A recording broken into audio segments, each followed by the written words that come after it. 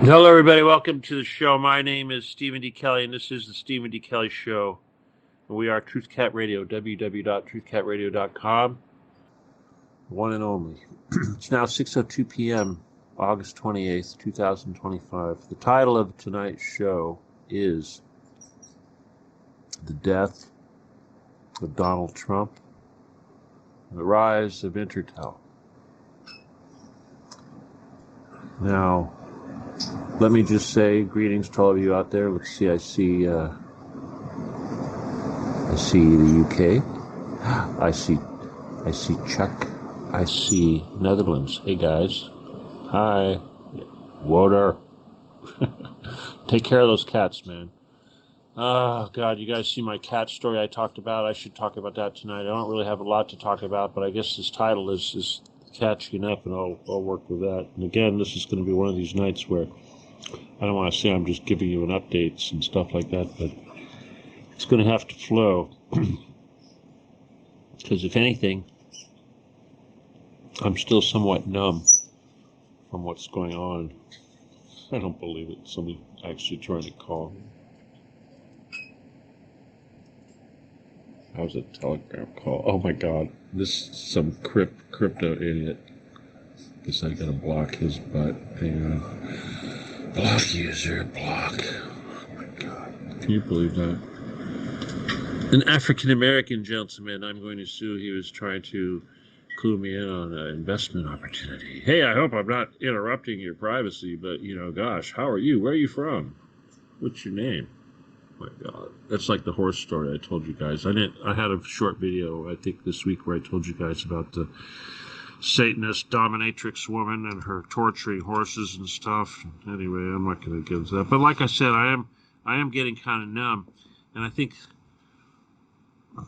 a lot of this is because of the gravity of what's going on with the whole Intertel thing, the Palantir, Peter Thiel, Elon Musk, and just the massiveness. I'm still kind of coming to grips with the scale of this corporation when you factor in the Googles and the Twitters and the eBays and the PayPals and all these companies that in public are competitors.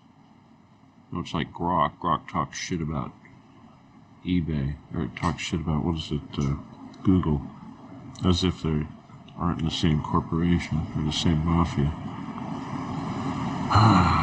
Well, let's start with Donald Trump. Well, as you know, Donald Trump is a pedophile. And it's amazing how many people still defend this. It's just crazy. And I'll say, someone will say something, they'll point out that all these politicians are gay or something of this nature. And I'll say, well, Donald Trump is a pedophile.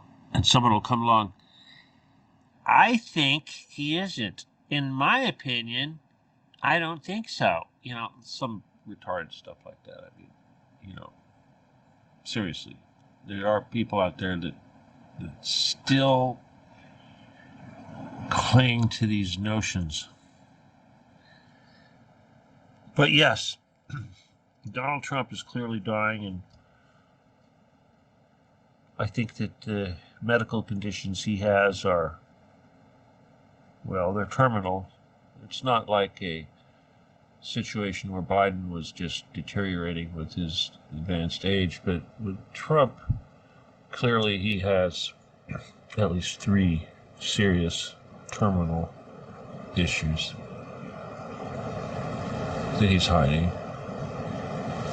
Acute venous failure or whatever, but his heart's going out, and it would appear by the possibility that he has a shunt in the back of his hand, his right hand, left hand, whatever it is. I think it's his right hand.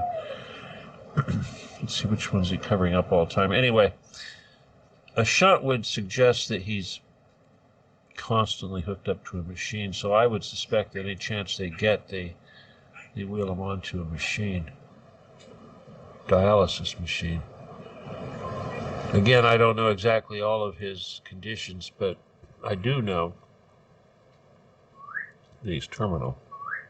And I do know that you just don't last from these things, and you do have a heart attack, and things do happen. He does look like a heart attack waiting to happen.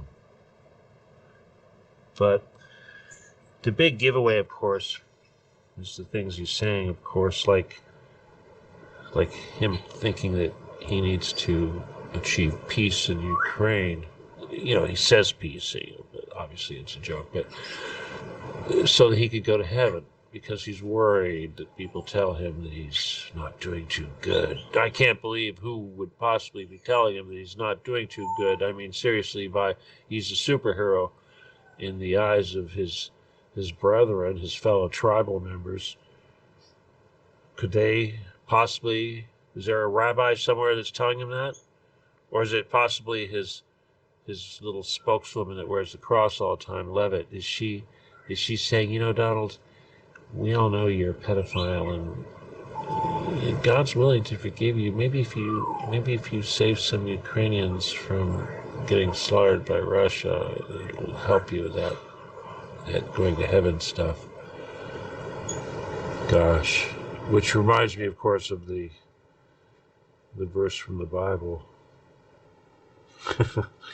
about the rich man going to heaven. Surely, Lord, surely you can't be telling us the truth. There must be some way that we could go to heaven. Maybe I could find that for you. It's not the direction I wanted to go tonight. The other thing that's kind of interesting is that Trump is putting $200 million into a ballroom built on the grounds of the White House. $200 million, it's certainly not a lot by Getty standards, but Gavin Newsom is talking a lot of crap, and he's saying that surely this is an indicator that Donald Trump doesn't plan on leaving. I won't find that meme for you, but it was just the verse. Of course, Trumpers, they don't like to hear that verse, but essentially it was that it's easier for a camel to pass through an eye of a needle than it is for a rich man to enter the gates of heaven. It's true. It's true, mostly because all those possessions are like anchors. It's true. It's like if you want to become a healer, and you want to do miracles, and you want to do all these things, you want to become a guru, you want to find enlightenment, whatever it is, enhance your spiritual gifts and position on earth, you kind of have to shed everything. I know it sounds awful, huh? Trust me. I didn't think I was going to be able to do it, but yeah, wow, it's just whoop, gone. Anyway, for the most part. So yeah, I have a feeling that he knows he's dying, and it's like he wants to build this ballroom as kind of a testament to him, because it's always going to be there afterwards. Kind of like the way he wants to have a Kennedy Center named after Melania. He's trying to build a legacy in brick and mortar as opposed to actions and deeds.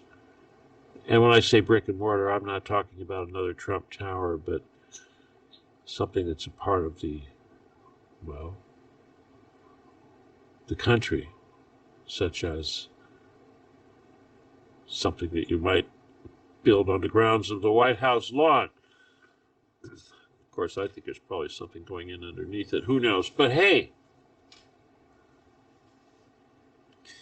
so when you look at this picture here, and you realize just how much trouble Trump's in because of the pedophilia issue that will never go away, he's going to do everything he can to probably fall on his sword, in this case, his gut, because of his failing health. And he'll try to do it in such a way that he can exit the scene with as much grandiose heroism as he can. He wants to build this ridiculous legacy, of course. Now, all that aside, relatively quick, because I don't think that's the issue. Hatred for Trump is like hatred for Hillary. It's not going to get you anywhere. But I think all of that aside, what's really happening here, of course, and trust me, I could have said the rise of Intertel or the rise of Palantir.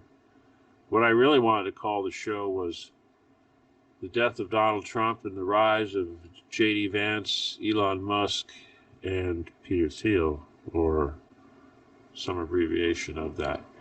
And then in my brain, I thought, well, gosh, I should just short it to Palantir. And I thought, wait, why should I be saying Palantir when I need to be focusing on Intertel? I need everybody to be calling it Intertel. Yes, everybody's heard of Palantir. If you have any brains at all, you'll be smart.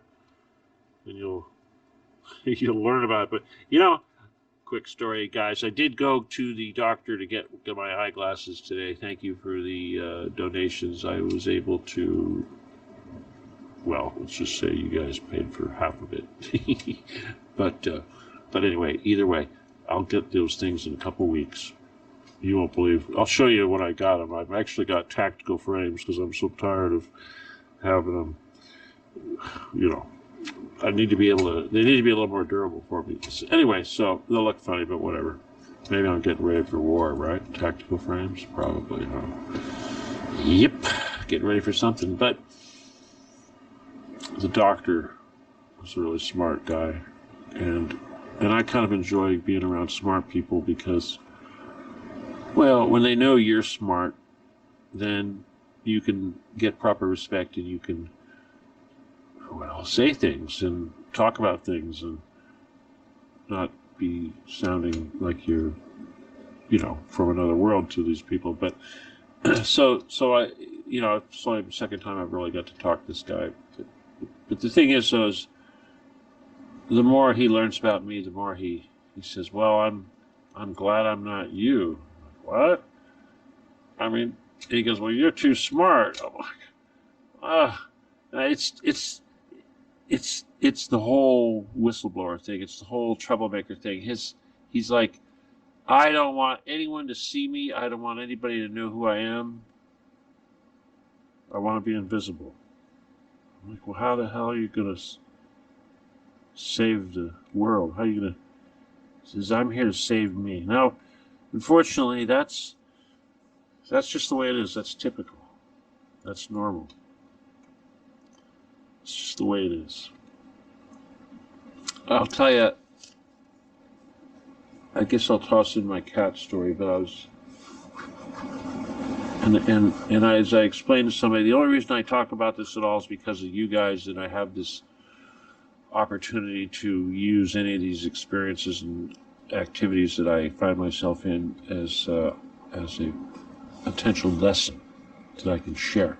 Okay, otherwise, I would advise people to not talk about things like this. But I'm on my way I go to Walmart to go cash my Social Security check, the last one. It's going to be plastic from now on afterwards. Hopefully I'll get my plastic pretty soon.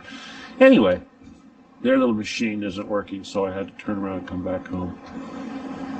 And about halfway back, I see a dead cat lying in a gutter in front of a 7-Eleven, right before I have to turn to get, this other street. Anyway, my first reaction, it's a black kitty, so black kitties, what can I say? It's not uncommon to see them, and by capita, you can see more black cats in gutters. But I thought, that was my first reaction. No, oh no, But I was alone, and I had to. I knew that if I did not go home and get a shovel and a trash bag or two and come back for that kitty and, dispose of his corpse in a dignified manner, that somewhat dignified, of course, obviously, that I'd feel really bad. Okay, it wouldn't go away. I'd sit there and wonder and know that every minute that went by, things were getting ugly. So I turned around and went back. It seemed like it was closer. It was a couple miles, between here and there, 2 or 3 miles maybe, at least. And there's a kitty. And I had a shovel, flat shovel. I recommend you use a flat shovel for something like this. And square, I guess you'd call it. But I'll tell you, the hardest part was there's only one of me. And I had to hold open the bag to try to get the thing in the bag. It was really hard. So I tried to get some sticks to see if I could use the sticks to prop the bag open. That's what I ended up doing. I just sort of tried to sit the bag kind of close to the cat in the gutter so I could scoop it into the bag. But then a trash truck drives by and the bag wants to blow away. And there's all these people driving by, and they're just like inches from the, carcass. And they're slowing down, looking at me like, "Oh, we're gonna go real slow so you can do your thing." And I'm standing there with a shovel, like, "Come on, people, just don't run over it while I'm sitting here." But that's all part of the whatever. And anyway, I managed to get him onto the shovel. Half of him, he was kind of a big boy, black cat. Not super big, but thank God he was in one piece, didn't have any big open grossness, and there wasn't tons of bugs, just a few ants, and he was relatively fresh and didn't have that death reek. You know what I'm talking about. If you've been around death, you know what I'm talking about. And so he actually wasn't that bad. And I kind of connected to him, I felt, and I know a cat like this probably doesn't get a lot of human contact, probably going to run away from humans and probably had a very rough life. But in this situation, I could give it this, compassion that it probably wasn't receiving during its lifetime.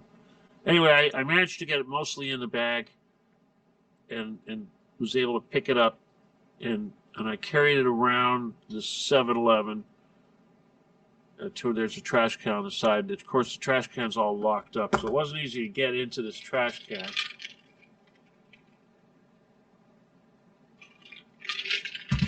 The whole time, there's your typical, whatever, Mexican guys standing around watching me do this. And I'm trying to get, I find a way I managed to get the cat into the trash can.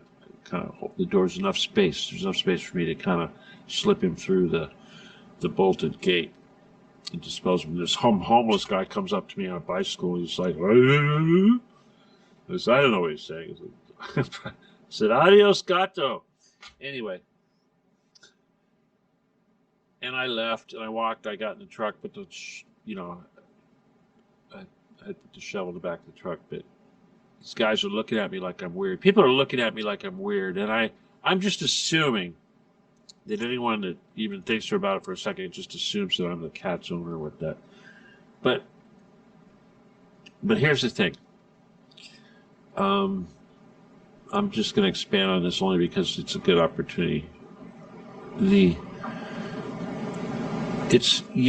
do that because it's like a responsibility. Okay? I mean, first of all, it's someone's pet. Someone's pet needs to be disposed of. The street, it's a nasty thing in the street, needs to be disposed of. But the animal deserves to be treated with some respect, not just ignored. And of course, hundreds of people will drive by that animal, and some of them might look and go, "Oh no, poor kitty." But they're not going to stop. They're just not going to stop. And first of all, roadkill is considered one of the, I suppose, the most vile things that somebody might come into contact with. And so no one is going to think for a second about doing that, being someone's animal, pet, or otherwise. Could have been a skunk or who knows what. But it doesn't matter, really, what the animal is, even if it's a possum, perhaps. Obviously, when the possums get run over, there's hardly anything left. They become just a big mess. But there's a lot of things you got to consider here. All right, spiritually speaking, what a lot of us don't realize is that the reality levels, the density levels, are obviously they're very mysterious, and we try our best to understand the true nature of each of these realities and to comprehend it and to, well, obviously we are only on level 3 and we barely understand level 1 or level 2. But I do know that animals have a different type of heaven, if you will, or a different type of process that they go through. And animal spirits, there's obviously many, many animal spirits. And they're around you all the time. And they all pay attention. They communicate with each other. They all pay attention. They see what you're doing. And of course, they don't expect much from you, humans. But they have a very short reincarnation period. So in other words, animals have relatively short lives, but they return quickly. So, point being is that an animal spirit still has a good connection to the animal spirit realm, because it's always got one foot in it, because it's not really here for very long. It knows that at this level that it will go through many reincarnations, and they'll be relatively short before it can do whatever they do. I don't know if an animal becomes a human. I don't think so. I think that they go up to the next level of density. That the Matrix is funny, but like I said, we don't really understand. But here's the thing. Now, service to others, pure service to others, obviously involves a lot of things. But if you respect the animals in such a way, especially with roadkill. Roadkill is probably one of the most powerful ways that you can honor the animal spirits, because they all see it, and they're not expecting you to do anything. The last thing they're expecting a human to do, other than kill an animal and disrespect the carcass, is to turn around and show their carcass respect. They don't expect that at all. They think it's amazing. So, point being is it's a big deal to do. Anytime you can do that, anytime. It's like rescuing animals, rescuing kittens. You got to do what you got to do. And it's, for instance, and let's just use this as an opportunity to talk about responsibility. If you drive by and you see it, you are now responsible. If you don't do anything, you did not do anything. That's how you're judged. That rule applies to everything. It's just like being aware of the children under the Getty, or any number of these heinous crimes that are being committed. Even take the Gaza, for instance, the starvation going on in Gaza. If you are silent and don't make some effort to, at the very least, create an environment for change, then you are complicit. And unfortunately, this is the thing. It's the old story of the Good Samaritan. The guy that was beat up on the side of the road, and everybody passed him by and thought, oh, this is just some beggar, whatever, some leper. They didn't care. They were too busy. They had places to go. Except for one guy stopped what he was doing and went and helped that guy. He took care of him. And that's the story of the Good Samaritan right there. Now, again, we all have to be like this. We all have that responsibility, and how you show it. Rescuing animals. You can't rescue every animal, but if the darn thing is right in front of you, it's your responsibility. Because ultimately, we're all responsible. And if you're the only one that's showing responsibility, well, that's just too bad. You can't say, I have used up my responsibility quotient for the day. God's math is going to understand that I already do enough. No, Isabel, I'm not picking on you, but I want to use this as an example, just because I think we can learn from this stuff. Now, she made a comment that I need to be more forgiving, because all those people that drove by, all those humans that drove by that carcass, And again, I'm not condemning all those humans, because obviously to stop and pick up a carcass and deal with it is a very, very nasty thing. And no one is going to put themselves that low. It's just, that's one of those things. But she said that there could be people driving by that were taking care of somebody else on their way to a hospice, whatever, something of this nature. They had some other responsibility that was going on at the time that prevented them from stopping what they were doing and taking care of this animal. And I understand. And the first thing that comes to my mind, and I'm pretty sure this is the Gospel of Thomas, and he's talking about the rich man that sets out a table.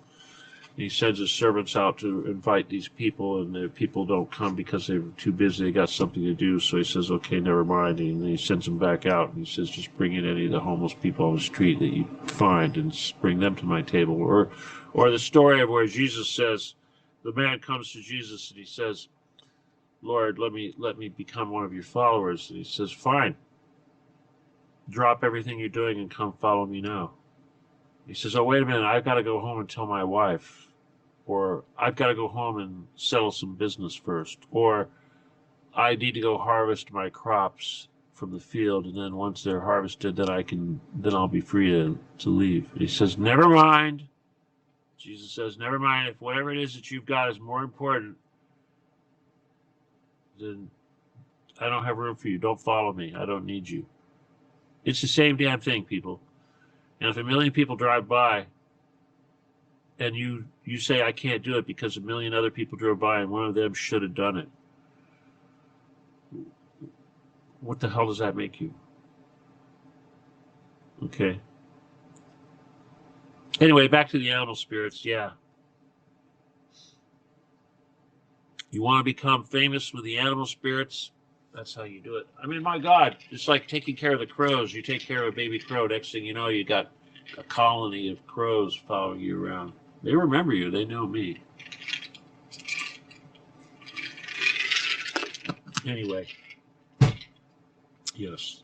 Obviously, burial is better than a trash can, but a trash can is much better than rotting in the sidewalk where somebody can run it over and make even more of a mess of it. So that little cat, somebody's kitty, deserved that love.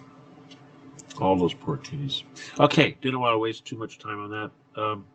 It's never a waste, of course. But I guess the responsibility thing is ultimately where it comes down to. And there's so many issues with this.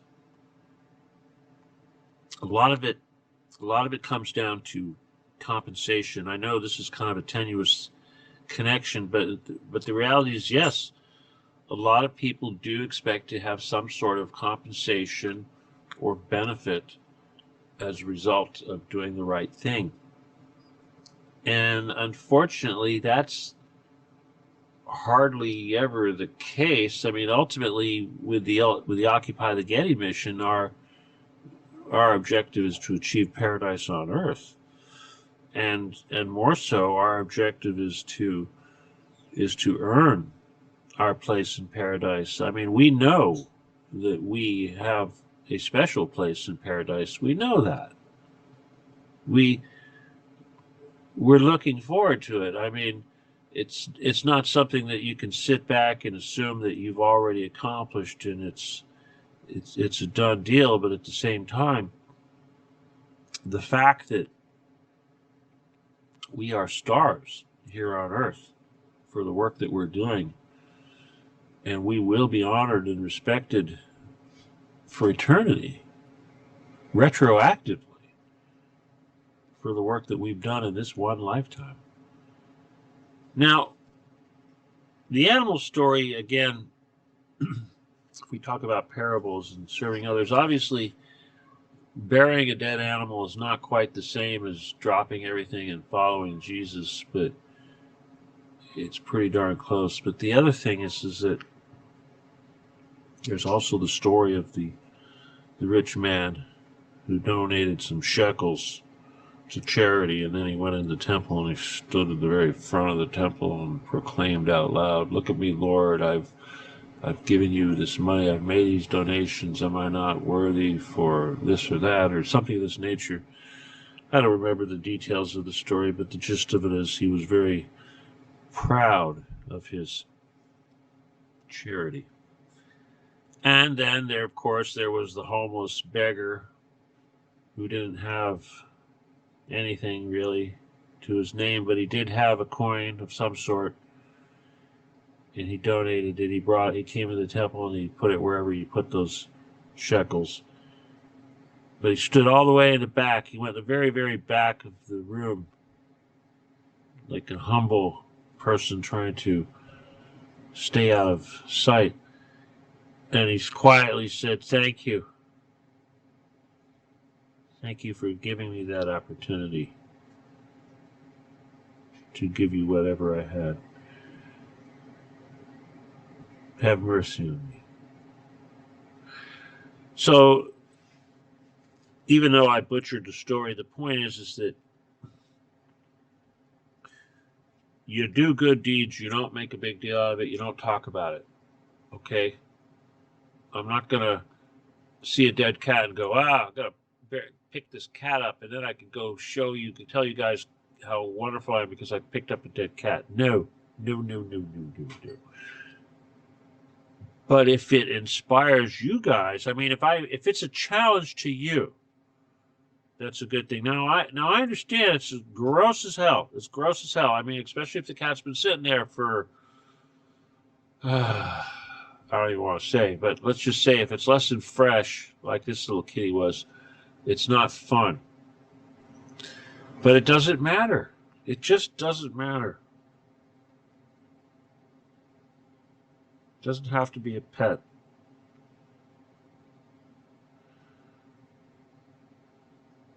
Anyway. So you show your respect for the dead animals too. Kind of like when you bless your food when you're eating. You bless your food. You show the animal respect. I'm not saying don't eat animals. I mean, obviously, as a primitive human that we are, we still require the nutrition that we get from eating a lower density entity. I understand that just the same way I understand these higher density entities want to eat us. Well, there's a reason for that. The system's built that way. But you need to respect the food that you eat. Respect the animal, respect the source, respect God for providing it. But most importantly, when you do this, you're welcoming the animal into your body. You're welcoming the animal's transition to become part of you, to become part of a higher density entity, one with you, part of your cell structure. That actually happens. But again, that brings me up to another passage from Thomas, which basically says something like, "Woe be to the man that is eaten by a lion, and greater glory to that lion." Basically, that's because, or I think it's, if I finish the story, it'd probably be something like, praise be to the lion that eats the man, woe be to that man, something of its nature. But bottom line is that you get eaten by a large carnivore like that, you're going downward. Your substance has become part of a second density creature. You've basically done the exact opposite of what happens when you eat an animal and the animal is going up. You're going down. Jesus actually said that. Something to think about. Let me see, how long have we gone? Oh, only 36 minutes. Well, people, I guess right now, let's just say a lot of us are getting very anxious. Myself included, obviously. When I say anxious, I mean as bad as it is, as bad as it's getting, as close as it's getting, the closer we get, we can see what's happening. But as that's happening, it's frustrating because we're waiting for that golden bullet, that great event that's going to change it all and put an end to all this stuff and reward us for our labors. I mean, obviously, a lot of us are struggling. You know who you are. We're all tired. We're all very tired. We want this over. We'd like to see it over soon. I was thinking today, this crap that they're foisting on us, Palantir, Peter Thiel, and all that nonsense that they're foisting on us, this Judeo-Mafia, Intertel, surveillance, techno-state. It's Skynet. It's actually happening. It's actually happening. We have Skynet. And it's more insidious than you could imagine. It's certainly worse than Terminator. I mean, seriously, Terminator, how, well, you know, all due respect to our friend that wrote it, but come on, humanoid machines coming after trying to kill humans using old tech like guns? Seriously. You guys, if you haven't seen what's going on in Ukraine right now with the drone warfare, it's insane. People say, well, there's a new kind of warfare. Really? It's Skynet. It's here. Drone warfare right now is absolutely insane. And it's not going to be some metal thing tromping around like a human. No, it's going to be a little gnat-like thing delivering an explosive munition or destructive energy to you and your proximity directly. You can't hide it. It's little small holes that these things can find. They'll find you. And, you know, I'll tell you, I think about this constantly. Obviously, I think a shotgun or a good laser device would be effective for such a device, such a thing. But then I realized that in this warfare, quantity makes up for it. For instance, a little FPV drone, one of these little quadcopter things that's capable of carrying, say, an explosive from a bazooka or a rocket launcher, that'll ruin your day. That'll pretty much destroy whatever you got, your tank, your little bunker, whatever. It's going to get you. But if you're able to get away from it, and I've seen these guys go after guys on bicycles. I mean, seriously. You're going to go hide behind a tree, it's going to run around the tree. This is like a damn Roadrunner cartoon, okay, with smart bullets. You can't hide from it. What are you going to do? SWAT it? There was that dog, it's a German Shepherd that the Russians had. They called him Dunce. A little quadcopter device came in, and that thing ran and jumped and grabbed it in its mouth, and of course it blew up. Dog didn't die instantly, but it saved it. But we can't all have animals like that are going to risk their lives to save us. And the point is even if that first little drone doesn't get you, there's going to be two more overhead. One will be watching everything, and one will be the follow-up to the first one. And then if that doesn't work, another one is going to come by, and this one might drop grenades on you from above. May not even get close. It may say, oh, you got a shotgun? No problem. We're going to drop grenades on you. How about two? Boom, boom. And if that doesn't work, then there's the even larger drones that look like little airplanes that carry, 60 kilos of explosives, or more, 80 kilos, 100 kilos. Yeah. That'll mess up your day. They're making those things now, as I mentioned over there in Russia. They're making those things like 2,000 a day. 2,000 a day of these Iran drones, they call them. In Iran, they call them the Shaheeds. They're even giving them jet engines now, so they go further and everything else. It's crazy. And are they launching 2,000 a day? No, not even. So what does that mean? They're stockpiling huge quantities. At least half of their production is going into stockpile. That's insane. Europe opened up a factory to make howitzer shells. They say it's the largest factory to produce these shells in all of Europe, and it can make something like, they say, I can't remember exactly, I think it was like 650,000 units a year. Do you know how many they make in Russia? I think it's more like 1 million every 3 months, something like that. Or North Korea? Or Iran, for that matter. You know, it's pretty lopsided. And yeah, they are getting ready to attack Iran very soon. It's just insane. It's this crazy ass Netanyahu crap. Donald Trump, what does he care? He's dying, right? He thinks he's going to go to heaven. God.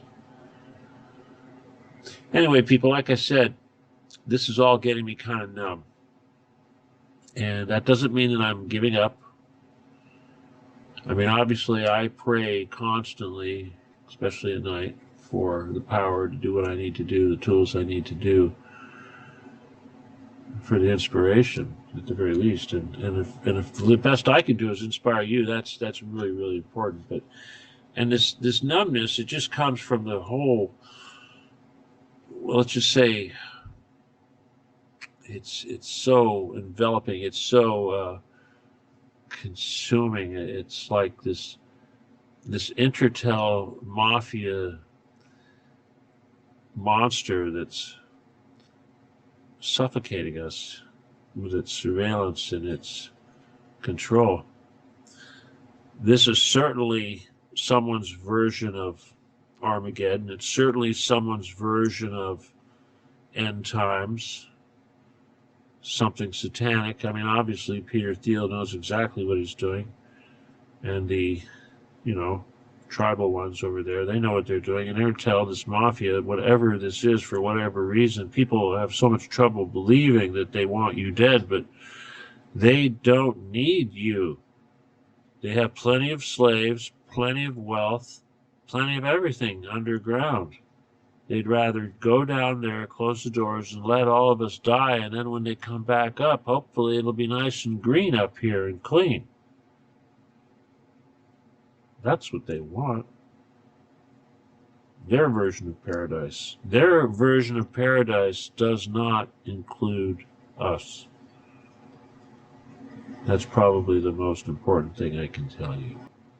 My apologies if I have been less inspirational lately, but like I said, getting used to the fact that every single tech company, every single person out there of any substance that's involved in it is all connected to this mafia. It is kind of stifling, and I'll overcome it. In fact, it's like Grok. I still have yet to confront Grok. I'm still angry with all the lies, and I need to confront Grok.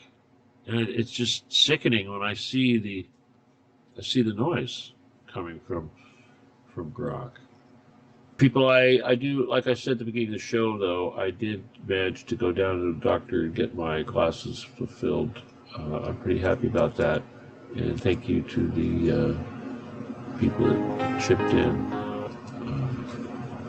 But if you want to continue to support the mission, my PayPal is StephenKelly714@yahoo.com. And again, yeah, it's PayPal. Someone referred to it as the PayPal Mafia. It is. It's the PayPal Mafia, which is the Intertel Mafia. And then on and on and on and on. It's like you could pound here, Mossads, yeah, whatever, take your pick. But ultimately, it's, again, the Intertel Mafia.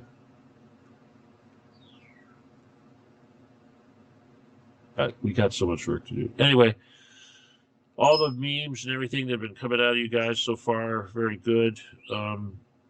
obviously, I hope I can get my OTG item store up. It's getting close, but we're still struggling.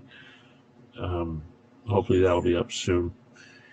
If you need anything, well, again, if you do the PayPal, of course, you have to say friends or family, or I will have to send it back. If you need anything at all from me, copy of the book, healing, interview request, whatever, help with some personal matter, you need to send an email to law17gun@aol.com. Okay? I'll do my best to answer every email.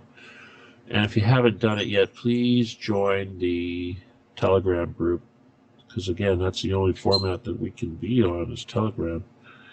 And we haven't really grown on Telegram at all. And it's probably because I'm not in there chatting everyone up and filling it full of nonsense entertainment. But again, it's there for you to be part of the group. And if you become part of the group, it's up to you to do something with it. Now, I know some people, maybe they're afraid to say something because they think they're going to get spanked by me. And yeah, I can. It's very hard sometimes. Someone will say something positive and I misinterpret it. That does happen.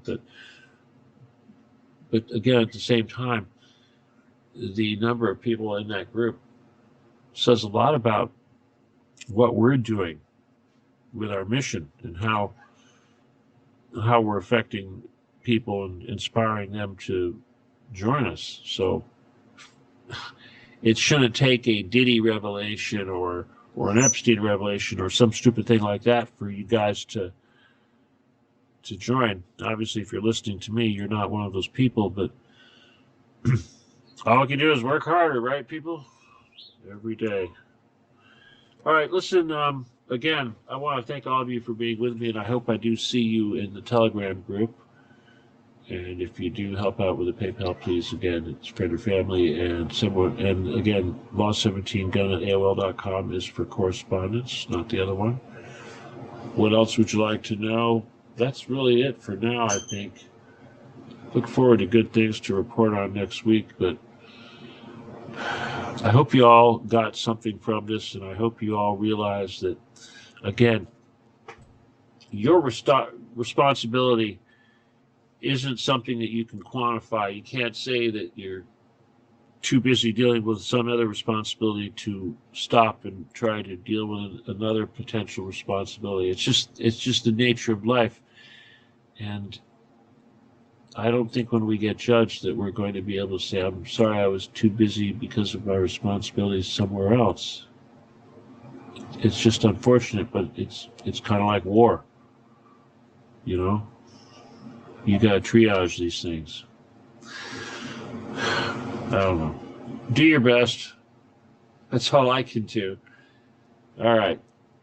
Again, thank you so much for being with me tonight, all of you that are with me tonight, and I look forward to talking to the group. I look forward to your emails and everything else. Okay? Read the book. All right, everyone. Again, my name is Stephen D. Kelly, and this is Truth Cat Radio, www.truthcatradio.com. It's still August 28th, 2025. It's now 6:50 p.m. It's 81 degrees Fahrenheit and sunny in La Puente, California. Ooh, but the air conditioner's not on. It's only 88 where I am. Yeah, it's 81 outside, but it's 88 inside. All right, everyone. I got to turn the air on. Okay. Love you all. Good night. God bless. Adios. And goodbye.